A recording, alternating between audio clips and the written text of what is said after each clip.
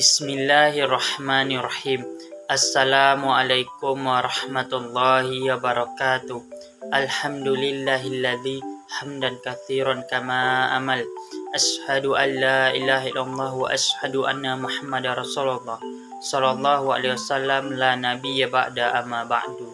Puji syukur marilah kita ucapkan kepada Allah Subhanahu wa taala yang telah memberikan kita rahmat, nikmat serta hidayahnya kepada kita semua, sehingga kita telah dapat melaksanakan diskusi pada hari ini. Salawat dan salam tak bosan-bosannya kita kirimkan buat arwah junjungan alam, yakninya Nabi Muhammad SAW, yang telah membawa kita dari alam gelap gulita sampai alam berilmu pengetahuan seperti adanya saat sekarang ini. Yang kita hormati Pak Ilih Satria SE, MA, MSI sebagai dosen pengampu mata kuliah akuntansi manajemen, yang sama-sama kita hormati teman-teman lokal akuntansi syariah A. Kami dari kelompok 15 yang beranggotakan saya sendiri Abdul Hamid dan rekan saya Zelin Resiana, Taufikur Rahman dan Farhan Yoza An-Naufal. Kami dari kelompok 15 akan mempresentasikan materi akuntansi manajemen tentang biaya, kualitas dan produktivitas, pengukuran, pelaporan dan pengendalian serta lean accounting, perhitungan biaya target dan balance scorecard. Pembacaan materi terlebih dahulu oleh saya sendiri. Saya Abdul Hamid dengan NIM 2016040011 akan menyampaikan materi A. Biaya kualitas. 1. Definisi kualitas. Kualitas secara umum adalah ukuran relatif dari kebaikan. Secara operasional, kualitas diartikan dengan mengadopsi fokus pelanggan. Produk atau jasa yang berkualitas adalah yang memenuhi atau melebihi harapan pelanggan. 2. Definisi biaya kualitas. Biaya kualitas atau cost of quality adalah biaya-biaya yang timbul karena mungkin atau telah terdapat produk yang kualitasnya buruk. 3. Mengukur biaya kualitas. Biaya kualitas yang dapat diamati atau observable quality cost adalah biaya-biaya yang tersedia atau dapat diperoleh dari catatan akuntansi perusahaan. Biaya kualitas yang tersembunyi atau hidden cost adalah biaya kesempatan atau tidak disajikan dalam catatan akuntansi. Biaya-biaya kualitas yang tersembunyi bisa menjadi signifikan sehingga seharusnya diestimasi. B. Pelaporan informasi biaya kualitas. 1. Laporan biaya kualitas. Pentingnya biaya kualitas terhadap segi keuangan perusahaan dapat dinilai dengan mudah dengan menampilkan biaya-biaya kualitas sebagai persentase penjualan aktual. Para manajer memiliki tanggung jawab dalam menilai tingkat kualitas optimal dan menetapkan jumlah relatif yang seharusnya dikeluarkan untuk setiap kategori. 2. Fungsi biaya kualitas.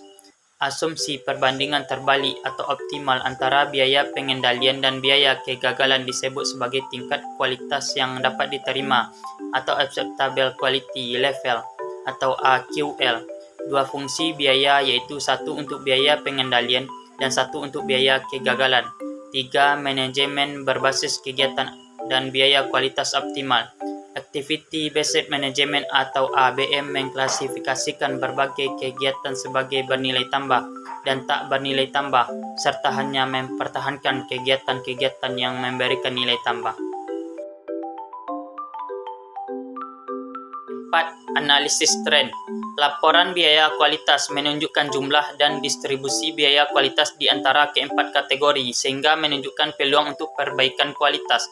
Setelah ukuran-ukuran peningkatan kualitas ditentukan, hal penting yang harus dilakukan perusahaan adalah menentukan apakah biaya kualitas telah berkurang sebagaimana yang direncanakan.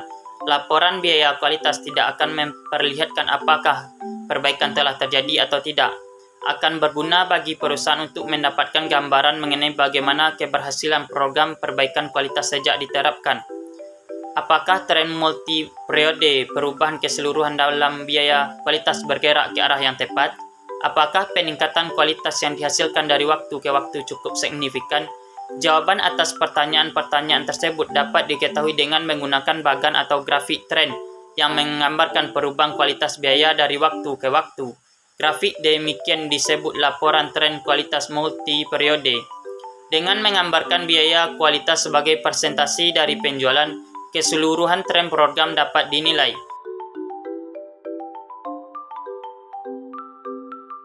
C. Penggunaan informasi biaya kualitas.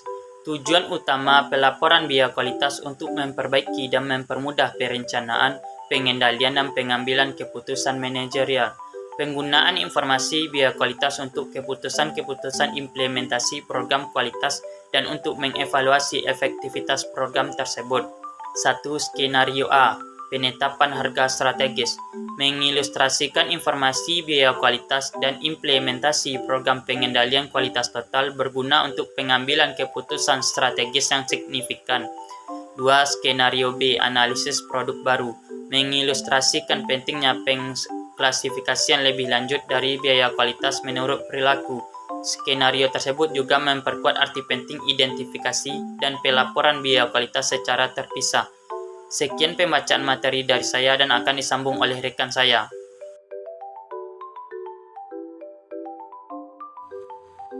Assalamualaikum warahmatullahi wabarakatuh. Baiklah, saya Zalin Desiana dengan NIM 2016040027 akan menjelaskan materi selanjutnya, yaitu D. Produktivitas, pengukuran, dan pengendalian. Produktivitas mengacu pada hubungan antara output dan input yang digunakan untuk memproduksi output secara efisien. Yang pertama yaitu pengukuran produktivitas parsial adalah penilaian kuantitatif atas perubahan produktivitas dari satu input tunggal biasanya diukur dengan menghitung rasio output terhadap input. Rumusnya yaitu rasio produktivitas sama dengan output. Karena hanya produktivitas dari satu input yang sedang diukur, maka ukuran itu disebut dengan pengukuran produktivitas parsial. Ukuran produktivitas operasional atau operating productivity measure jika output dan input diukur dalam kuantitas fisik. Ukuran produktivitas keuangan atau financial productivity measure jika output dan input dinyatakan dalam dolar. 2. Pengukuran produktivitas total. Pengukuran produktivitas dari seluruh input. Pemfokusan perhatian pada beberapa input yang menunjukkan keberhasilan perusahaan secara total. Syarat pengembangan dari pendekatan pengukuran multifaktor dalam literatur produktivitas dengan menggunakan indeks produktivitas agregat. Yang ketiga yaitu komponen pemulihan harga atau price recovery company, yaitu selisih antara perubahan laba total dan perubahan produktivitas terkait dengan laba. Perubahan pendapatan dikurangi perubahan biaya input dengan asumsi tidak ada perubahan produktivitas. Yang keempat yaitu kualitas dan produktivitas. Yang pertama, meningkatkan kualitas dapat meningkatkan produktivitas dan juga sebaliknya. Yang kedua, penurunan jumlah unit cacat memperbaiki kualitas, sedangkan pengurangan jumlah input yang digunakan meningkatkan produktivitas. Insentif pembagian keuntungan atau gain sharing. Yang ketiga yaitu pembagian insentif uang tunai bagi seluruh tenaga kerja perusahaan yang menjadi kunci pencapaian kualitas dan produktivitas. Yang keempat yaitu pembagian keuntungan, memberikan insentif dengan menawarkan bonus kepada pegawai sesuai dengan persentase penghematan biaya.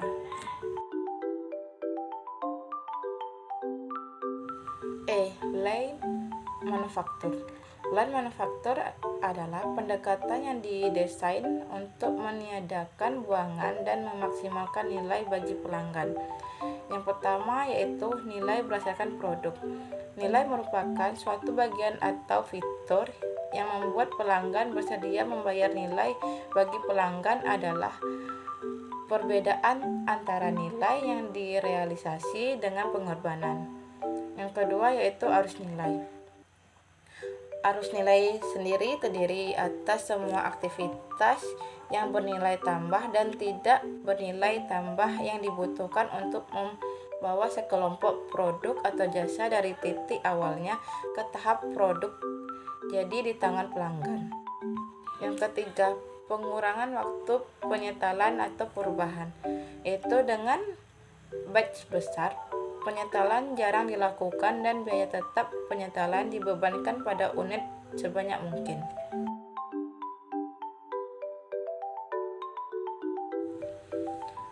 4 yaitu produksi sel line manufaktur, yaitu menggunakan serangkaian sel untuk menghasilkan sekelompok produk yang hampir sama sistemnya dengan line manufaktur, yaitu dengan menggantikan tata letak pabrik tradisional dengan pola sel produksi.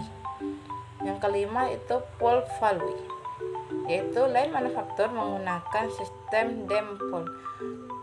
Tujuannya yaitu adalah meniadakan buangan dengan menghasilkan produk hanya jika dibutuhkan melalui produk produksi. Yang keenam yaitu mengejar kesempurnaan. Waktu penyetalan 0, tingkat kecacatan 0, persediaan 0, tingkat buangan 0, produksi berdasarkan permintaan, peningkatan tarif produksi sel, minimalisasi biaya, dan memaksimal nilai pelanggan adalah berbagai hasil ideal yang dicari dari line manufaktur.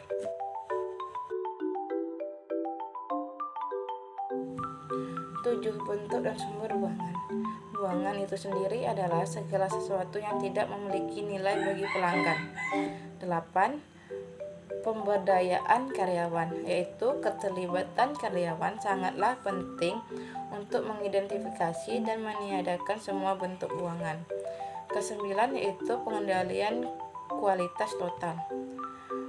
Produksi line membutuhkan banyak penekanan pada kualitas. Manajemen suku cadang yang cacat akan menghentikan produksi. Yang ke-10 yaitu persediaan, yaitu produksi berbagai barang berlebih dapat dikendalikan dengan memungkinkan pelanggan meminta full barang melalui sistem persediaan dapat diturunkan melalui produksi sel. Waktu penyetalan yang singkat, pembelian JNT dan sistem. Yang ke-11 yaitu manajemen berdasarkan aktivitas, yaitu analisis nilai proses adalah metodologi untuk mengidentifikasi dan meniadakan berbagai aktivitas yang tidak bernilai tambah. Assalamualaikum warahmatullahi wabarakatuh. Saya Farhanioza Noval dengan NIM 2016040070 akan melanjutkan presentasi materi kelompok kami. Selanjutnya yaitu akuntansi LAN. Banyaknya perubahan dalam berbagai aktivitas struktural dan prosedural yang telah dijelaskan pada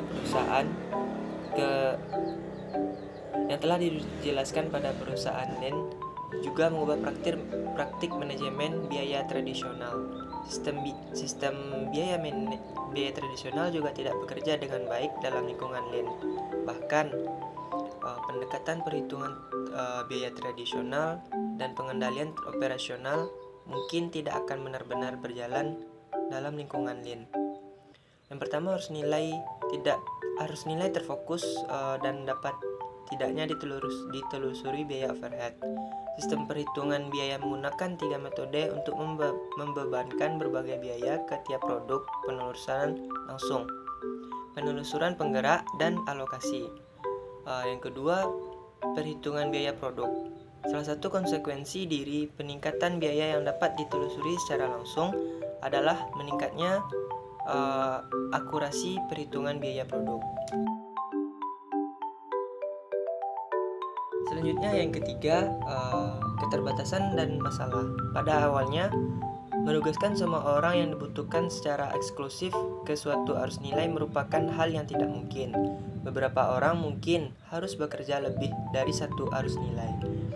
Yang keempat, perhitungan arus nilai untuk multi produk. Arus nilai dapat dibentuk berdasarkan sekelompok produk yang memiliki proses sama sel-sel produksi dalam sebuah arus nilai dapat dibentuk agar membentuk kelompok produk atau suku cadang yang membutuhkan urutan produksi yang sama. Dan selanjutnya yang kelima, perhitungan biaya produk. Dengan multi produk, biaya produk untuk berbagai arus nilainya dihitung dengan menggunakan biaya rata-rata sesungguhnya. Biaya produk sebagaimana dengan rumus biaya produk arus nilai sama dengan biaya periode arus nilai total dibagi dengan unit yang dikirimkan dalam periode tersebut. Yang keenam yaitu pelaporan arus nilai.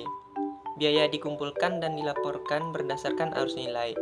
Biaya di luar arus nilai atau biaya berkelanjutan dilaporkan dalam kolom terpisah. Pendapat dari biaya yang dilaporkan adalah pendapat dan biaya sesungguhnya untuk minggu tersebut. Yang ketujuh, pengambilan keputusan. Dengan menggunakan biaya produk untuk satu arus nilai, biaya tiap produk tidak diketahui. Pada kenyataannya, biaya produk yang dispesifikasikan secara penuh dan akurat tidak dibutuhkan untuk tiap keputusan. Yang kedelapan, pengukuran kinerja. Meninggalkan sistem biaya standar juga meniadakan sistem operasional utama, dan sistem pengendalian ini tetap harus digantikan. Sistem akuntansi Lean menggunakan box scorecard yang membandingkan metrik operasional, kapasitas, dan keuangan dengan berbagai kinerja minggu sebelumnya. Selanjutnya poin yang G yaitu manajemen biaya siklus hidup dan peran dari perhitungan biaya target.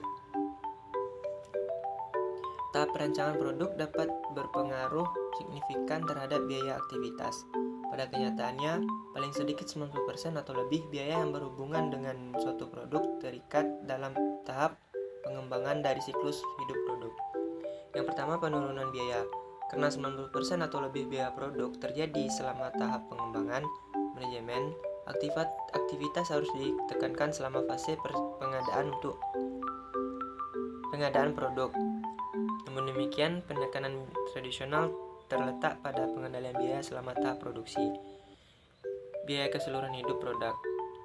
Dari perspektif keseluruhan hidup, biaya produk memiliki 4 elemen utama biaya yang tidak muncul lagi: biaya manufaktur, biaya logistik, dan biaya pasca pembelian dari pelanggan.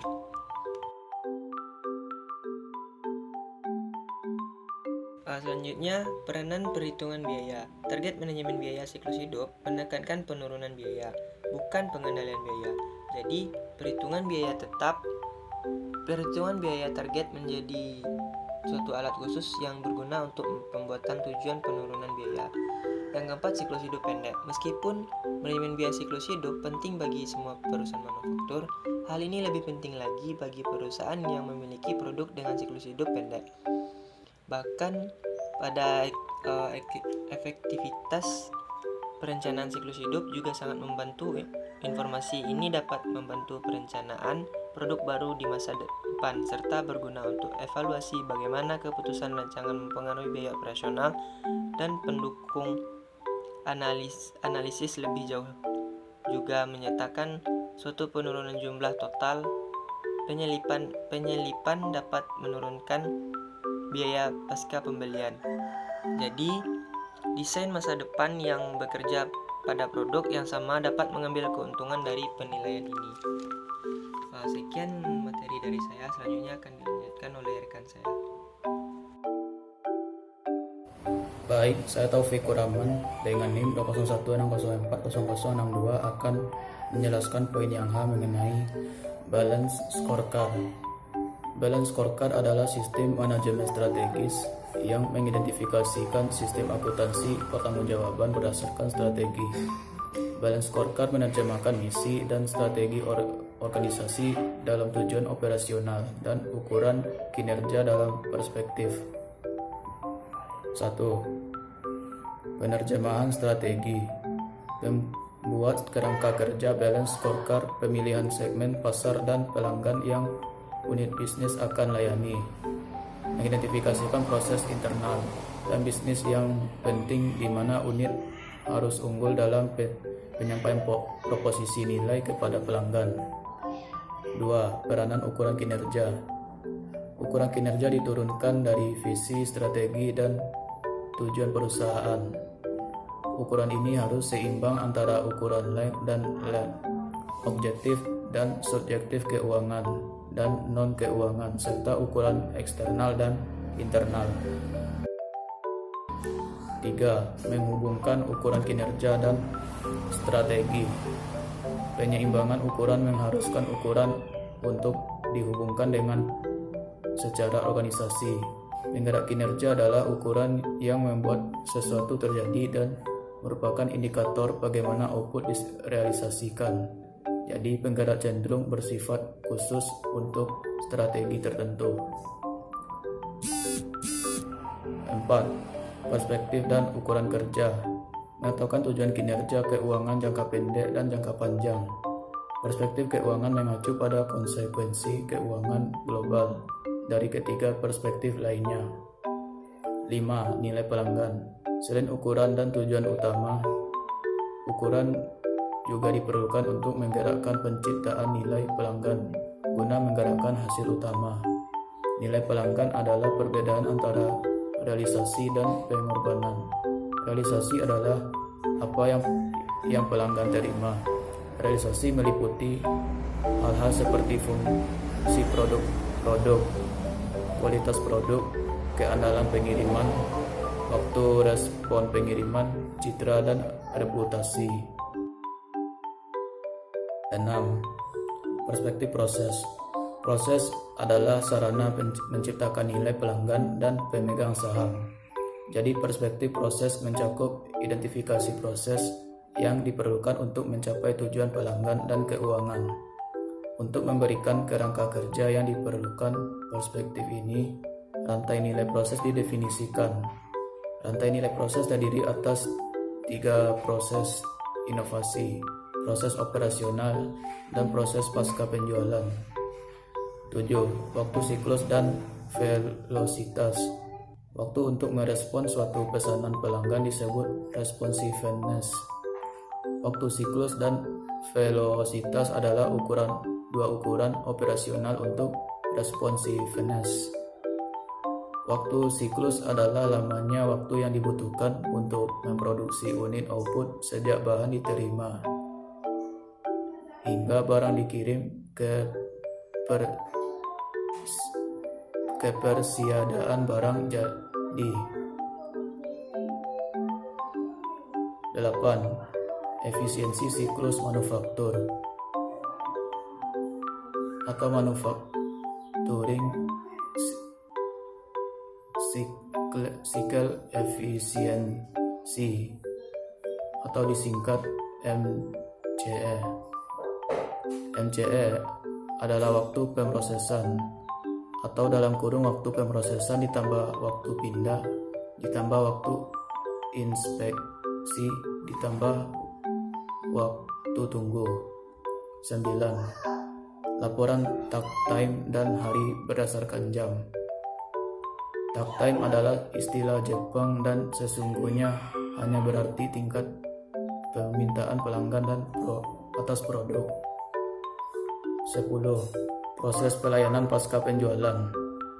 Tujuan dan ukuran peningkatan kualitas, peningkatan efisiensi, dan penurunan waktu pemrosesan juga merupakan tujuan yang dibutuhkan pada proses pelayanan pasca penjualan. 11. Perspektif pembelanjaan dan pertumbuhan. Perspektif pembelanjaan dan pertumbuhan adalah proses kemampuan yang memungkinkan penyelesaian dan pencapaian tujuan 3 perspektif lainnya. Perspektif ini memiliki 3 tujuan utama: peningkatan kemampuan pegawai, peningkatan motivasi, pemberdayaan dan pelibatan pegawai, serta peningkatan kemajuan sistem informasi. 12. Kemampuan karyawan. 3 pengukuran hasil utama bagi kemampuan karyawan adalah tingkat kepuasan karyawan, persentase pergantian karyawan, dan produktivitas karyawan. Contoh ukuran yang mudah atau penggerak kinerja untuk kemampuan karyawan adalah jam pelatihan dan rasio penguasaan pekerjaan strategis. 13. Motivasi, pemberdayaan, dan pelibatan karyawan. Karyawan seharusnya tidak hanya memiliki keterampilan yang diperlukan, tetapi juga memiliki kebebasan, motivasi, dan inisiatif untuk menggunakan keahlian tersebut secara efektif. Jumlah saran per karyawan dan jumlah saran yang dilaksanakan per karyawan adalah kemungkinan ukuran motivasi dan pemberdayaan. Yang ke-14, kemampuan sistem. Informasi, peningkatan kemampuan sistem informasi berarti memberikan informasi yang lebih akurat dan tepat waktu pada karyawan sehingga mereka dapat memperbaiki proses dan melaksanakan proses baru secara efektif. Sekian pembacaan materi dari kelompok kami. Kalau ada kami salah dan janggal, kami mohon maaf. Assalamualaikum warahmatullahi wabarakatuh.